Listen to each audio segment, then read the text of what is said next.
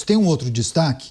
De acordo com o coronel Pedro Luiz de Souza, ele é o chefe do setor de inteligência da Polícia Militar de São Paulo, o envolvimento do PCC nas eleições pode ser explicado pela facilidade em cometer crimes. Dentre eles, a facção pode lavar dinheiro por meio de financiamento de campanhas e ter a possibilidade de obter vantagens em contratos públicos, elegendo os aliados. Segundo o coronel, os lucros obtidos pelo PCC com o tráfico de drogas quadruplicou nos últimos 10 anos. E com isso eles estão expandindo suas áreas de atuação para tornar esse dinheiro limpo, lavar o dinheiro, já que o volume de verbas é tão grande, mas tão grande, que está sendo difícil conseguir lavar todos os recursos. A gente tem trazido também essas atualizações, as informações, as investigações sobre o crime organizado, sobretudo o primeiro comando da capital e, nos últimos dias, a conexão dessa facção criminosa com o poder público, principalmente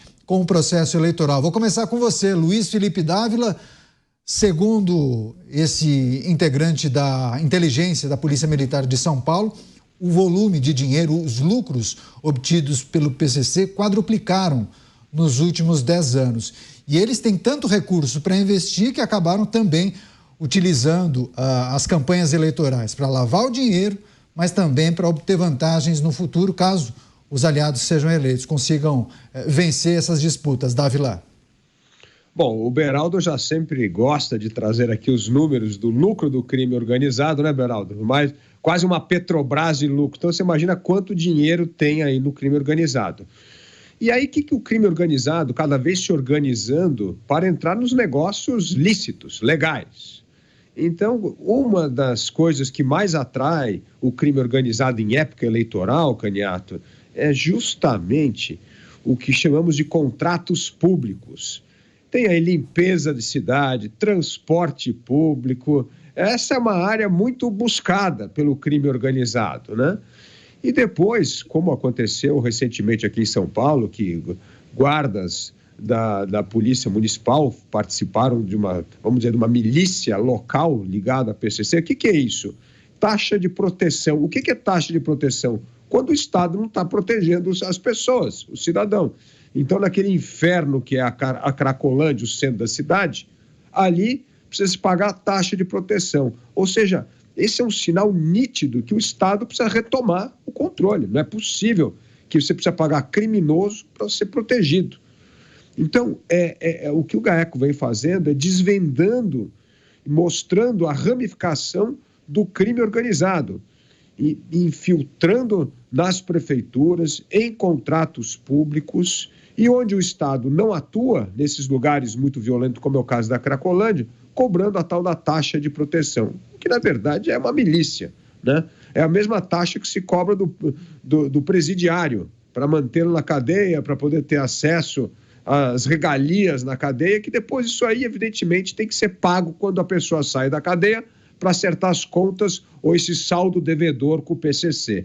E é assim que a facção vai crescendo, expandindo suas atividades e fidelizando aqueles que pertencem à organização. E o que o GAECO está fazendo é tentando desmantelar isso e, de uma forma até preventiva, evitando que candidatos ligados ao crime organizado consigam ser eleitos para continuar infiltrando cada vez mais os interesses do crime organizado nas políticas municipais. Pois é, são muitos aspectos que envolvem a atuação do PCC no poder público. Nos últimos dias, a gente tem dado um destaque especial para essa conexão com o pleito eleitoral. Muitas notícias vindo à tona. Mota, a declaração do integrante da Polícia Militar é muito forte, né? O PCC tem tanto dinheiro, tanto recurso, que está difícil lavar todo o recurso obtido com o tráfico de drogas. Os lucros quadruplicaram nos últimos 10 anos e isso também explicaria, em parte, a intenção de entrar no serviço público. Mota. E é sempre bom a gente lembrar, o que a gente sabe é apenas uma parte do que está acontecendo, porque o PCC não tem nenhum sistema contábil, nenhum livro onde eles registram em detalhes tudo, são apenas estimativas, provavelmente a realidade é muito pior. O dinheiro sujo do tráfico de drogas está invadindo setores da economia lícita. Como disse o coronel do setor de inteligência da Polícia Militar de São Paulo. Se a gente não fizer nada, em algum momento, a gente não vai mais saber o que é e o que não é crime. Eu arrisco dizer, Caniato, que nós já chegamos lá. Qualquer um que diga no Brasil de hoje que ainda sabe o que é crime e o que não é, não tem prestado atenção nas notícias que a gente tem comentado aqui. O que é o Brasil de hoje? O Brasil de hoje é um país onde um dos assassinos, um dos torturadores e assassinos do jornalista Tim Lopes, foi solto há poucas semanas. O Brasil é um país onde o sujeito que matou a própria filha já está solto. O sujeito que matou os próprios pais foi solto ontem, se eu não me engano, ou anteontem. E esse é o mesmo país onde há pessoas sendo investigadas por postagens em redes sociais ou comentários em grupos de WhatsApp. Então, nós somos o país que solta assassinos de pais e assassinos de filhos e investiga pessoas por suas opiniões políticas. É muito difícil saber, hoje em dia, no Brasil, o que é realmente crime e o que não é. Tá certo. Beraldo, antes de passar a palavra a você, eu quero só reforçar para a nossa audiência que a declaração que nós trouxemos trata-se do Pedro Luiz de Souza Lopes. Ele é o chefe do setor de inteligência da Polícia Militar de São Paulo. E eu vou trazer um dado que é importante. Segundo ele, o PCC está com dificuldade para lavar o dinheiro em operações lícitas, tamanho o volume de recursos movimentados pela facção. Ou seja, é tanto dinheiro que eles não conseguem abrir tantos negócios, postos de combustíveis, salão de cabeleireiro, bar, restaurante. Não conseguem abrir tudo isso, tantos estabelecimentos para conseguir lavar todo o dinheiro. E aí ele diz o seguinte, é muito dinheiro. Tanto é verdade que nem é a estratégia mais inteligente, porque eles estão se expondo. Tem uma série de contratos públicos expondo justamente os integrantes da cúpula do PCC. Aí ele finaliza, talvez seja excesso de confiança. E esse é um ponto, né, Beraldo? Talvez o PCC esteja com telhado de vidro, quando acaba se expondo demais, e pode ser, inclusive, uma facilitação para que as autoridades consigam asfixiar a facção, é muito difícil. Neto, a gente precisa entender a dinâmica de operação de uma organização criminosa do tamanho do PCC. Essa multinacional com um faturamento de centenas de bilhões todos os anos, e isso impõe muitos desafios. Primeiro porque a gente tem que olhar para a cocaína hoje em dia como uma commodity, ela é comercializada no mundo inteiro. Até o aumento do dólar, até esse derretimento do real que houve em relação a outras moedas do mundo, isso impacta o PCC. Podem ter certeza, há economistas ali em posições importantes do PCC administrando essas decisões que são tomadas. Porque se o valor da cocaína fora aumenta, então aqui tem que custar mais caro. Porque, afinal de contas, o que é melhor para eles? Vender aqui a cocaína, sei lá, eu não sei quanto custa a cocaína aqui, mas R$10 aqui ou $10 fora. Então, essa é a dinâmica que eles têm que fazer. Conforme eles vão fazendo esses ajustes de preço, o consumo só se expande, porque não há nenhum esforço efetivo que a gente vê das autoridades competentes para ter uma política pública de combate ao consumo de drogas. Ao contrário, o que nós estamos vendo não é uma militância, mas uma atuação legislativa do ponto de vista de leis para permitir que as pessoas consumam suas drogas livre e impunemente. Então isso só faz aumentar o consumo, só faz aumentar a renda, o faturamento da organização, no caso o PCC.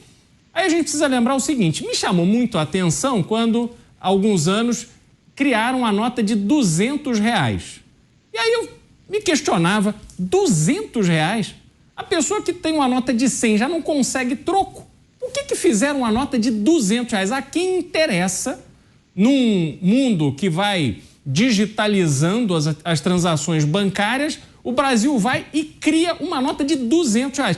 Isso, para mim, me chamou muita atenção. Facilita a vida de quem? Facilita a vida de traficante. Precisa de menos volume para transportar o dinheiro que eles movimentam. E aí a gente tem o advento do Pix. Eu tenho certeza absoluta que tem traficante aceitando pagamento de Pix. Só pode ter. Porque hoje em dia é muito difícil as pessoas terem dinheiro. E o Pix é na hora. Então, a pessoa vai, paga com Pix por uma conta, ele ali automaticamente já distribui para as outras, eventualmente até coloca nessas contas dos restaurantes, posto de gasolina e tal, se mistura a outros faturamentos e por aí vai. Mas, sem dúvida nenhuma, o volume de dinheiro, Caniato, é realmente assustador. E aí, qualquer negócio onde eles possam colocar as mãos, até porque eles já olham o cenário das forças públicas, não só forças de segurança, mas sobretudo a estrutura pública, eles já veem que aquilo está tudo dominado, porque eles precisam dominar esse ambiente público para poder movimentar suas drogas. Então, já que eu estou pagando mesada para esse secretário do não sei o quê, para esse político não sei da onde e tal, por que não fazer outros negócios? E aí vai se expandindo. E parece que a gente fica sentado, só assistindo eles fazerem o que bem entendem. Aliás, vi uma notícia hoje ou ontem sobre a situação do Tatuapé, que virou ali o principado do tráfico de drogas do PCC. Pois é, então realmente é uma situação assustadora e que eu não vejo ninguém atuar com firmeza para pegar todas essas pontas soltas que eles deixam por causa do tamanho da operação e acabar com essa festa que eles estão fazendo no Brasil. Daqui a pouco, viu, Dávila, a gente vai trazer uma notícia que trata de uma movimentação, inclusive no âmbito do governo federal, que já está monitorando essa situação que envolve PCC, o crescimento da facção e até a infiltração no poder público e nas eleições. Agora, Dávila, queria chamar a atenção para uma outra fala do coronel da PM, chefe da inteligência da Polícia Militar aqui de São Paulo, que ele disse que a facção aqui de São Paulo está trilhando o caminho das máfias italianas. Vou abrir aspas para ele. Bom, se não fizer nada, esse é o caminho. PCC virá uma espécie de máfia italiana. Em algum momento, a gente não vai mais saber o que é crime e o que não é crime. Por exemplo, já tem integrante importante da cúpula do PCC que está atuando em empreitada criminosa importante, mas que não tem nenhum antecedente criminal. Ou seja, a facção cresce muito, tem muito recurso para investir e acaba pegando gente de boa qualidade, né? De boas famílias, gente que se formou nas melhores faculdades, em diferentes áreas, como disse o Beraldo, trabalhando como uma grande empresa, uma grande companhia, uma multinacional, com seus setores e com profissionais de altíssimo gabarito que se corrompem, né, Dávila?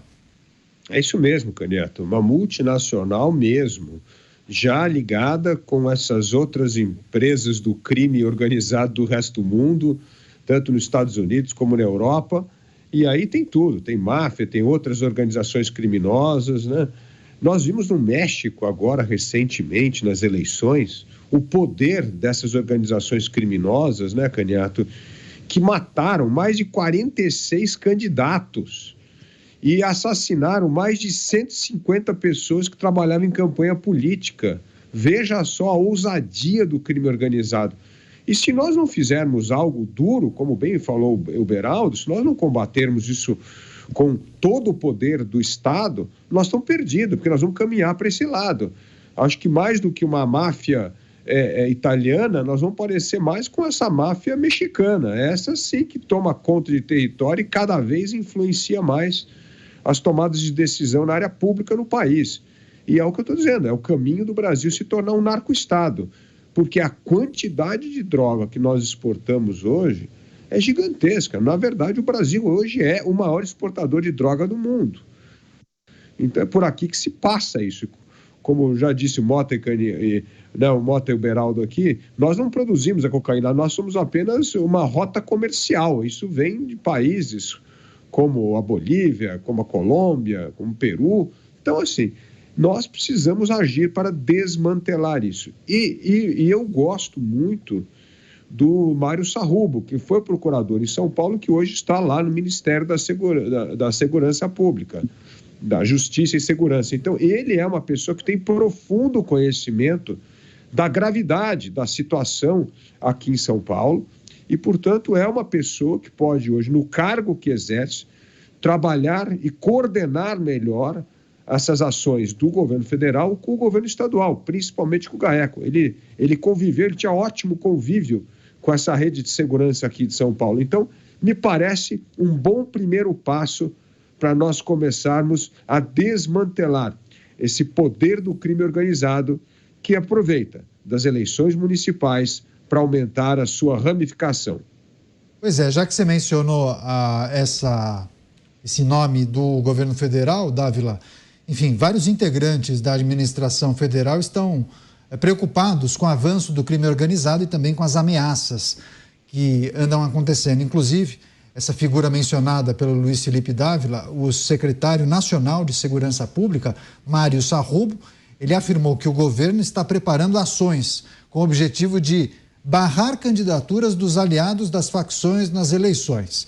Sarrubo afirmou que o Planalto vê com muita preocupação a infiltração e vai propor a criação de um centro integrado com o Tribunal Superior Eleitoral para centralizar informações das inteligências e agir contra esses candidatos. Mas, Mota, agora, você acha que dá tempo de fazer alguma coisa? Porque, assim, a campanha já começou, está todo mundo distribuindo santinho, fazendo corpo a corpo. Será que começar um processo investigativo agora para verificar candidatos que possivelmente tenham conexão com o crime organizado? As eleições estão aí, né? Eu acho que em vez da gente encomendar mais pano de chão, eu acho que a gente devia fechar a torneira. É muito mais prático. Eu volto aqui a propor a minha PEC. Vamos pegar só o primeiro item dela. Acaba com a progressão de regime. O efeito vai ser instantâneo. Não tenho dúvida disso. Aumentando a punição, aumentando a probabilidade do bandido ficar na cadeia, seja ele quem for, independente do dinheiro que ele tem, independente do cargo que ele tem, cometer um crime vai ser punido com alta probabilidade e a punição vai ser dura, vai ter impacto. Esse é o segredo. Todo o resto é subterfúgio, é secundário, é fugir do que é essencial. Não adianta você gastar recursos públicos com investigações complicadíssimas, sofisticadas, que levam meses ou anos para o indivíduo sair livre, leve e solto. Nunca passar um dia dentro de uma cela e continuar fazendo o que ele sempre fez. Essa é a realidade do Brasil. Você, Cristiano Beraldo, o governo federal ligou o sinal de alerta e vai preparar ações para barrar as candidaturas de aliados das facções nas eleições. Mas, enfim, há tempo hábil para isso? Aí, assim, a lógica, Canhato, no meu ponto de vista, está absolutamente errada. Porque qualquer pessoa que cumpra lá os requisitos, ela tem condição de ser candidato.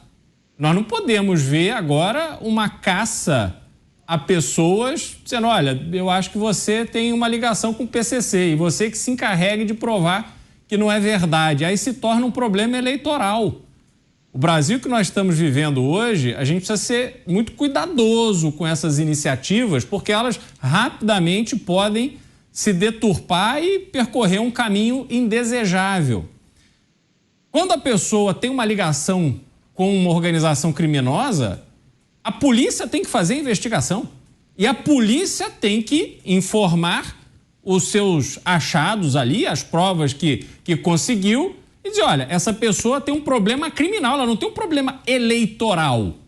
Não se pode agora, como a gente viu no passado, como resultado da Operação Lava Jato, quantos casos foram para a justiça eleitoral. E aí o crime praticamente desapareceu.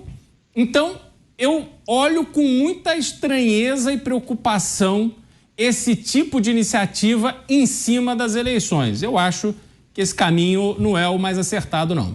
Você, Dávila, já que você mencionou a figura do Sarrubo, que, enfim, trilhou um caminho importante aqui no estado de São Paulo, agora está na administração federal, o que está ao alcance dele e do time dele, do Ministério da Justiça, enfim, não acha que o prazo é curto demais para você criar uma central para levantar informações sobre candidatos que tenham alguma conexão com o crime organizado e, a partir daí, acionar o TSE para tomar as medidas cabíveis? Bom, mas a campanha já começou.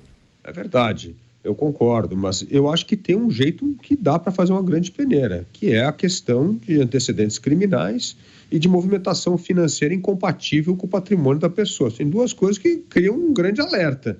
E acho que dá para agir em cima disso. Não é possível você falar da sua declaração de imposto que tem que apresentar quando você é candidato, que tem uma movimentação financeira incompatível com o seu patrimônio apresentado. Então, esse é um ponto que pode criar um alerta. Então, não acho que é para fazer uma um pente fino total, mas se pegar a questão de movimentação financeira versus imposto de renda, né?